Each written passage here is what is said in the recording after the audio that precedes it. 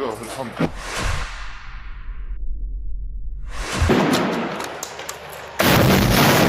الله أكبر ولله الحمد. Brigade Al-Qassam meluncurkan serangan menyasar pasukan pendudukan Israel. Saat itu sebanyak 12 tentara Israel atau IDF tengah bersiap untuk mengebom sebuah rumah di jalur Gaza. Tepatnya target pengebom IDF tersebut berada di dekat persimpangan Al-Fidai di lingkungan Al-Tanor di sebelah timur Rafah. Lantas pejuang Al-Qassam menargetkan pasukan tersebut dengan 2 rudal anti-personel dan anti-tank. Akibatnya, rumah tersebut meledak dan menimbulkan korban di antara anggota pasukan pendudukan. Setelah serangan Al-Qassam diluncurkan, helikopter Israel terlihat mendarat untuk mengevakuasi para korban tewas dan terluka.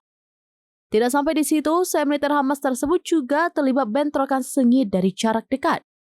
Mereka menyerang tentara dan kendaraan musuh di daerah penyerbuan lingkungan Al-Janina, timur kota Rafah di jalur Gaza Selatan. Lansir Tribunes.com pada Jumat 9 Mei 2025, dalam operasi kedua, Brigade Al-Qassam menargetkan pasukan infanteri Israel yang terdiri dari 7 prajurit. Serangan dilakukan dengan alat peledak berkekuatan tinggi. Insiden ini terjadi di dekat Masjid Omar bin Abdul Aziz di lingkungan Al-Tanor, timur Rafah. Namun tidak dijelaskan secara rinci berapa total korban luka maupun tewas dalam serangan itu. الله أكبر ولله الحمد.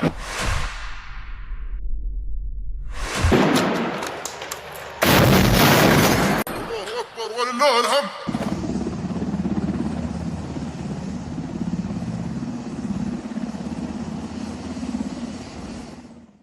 Download Tribun X sekarang, menghadirkan lokal menjadi Indonesia.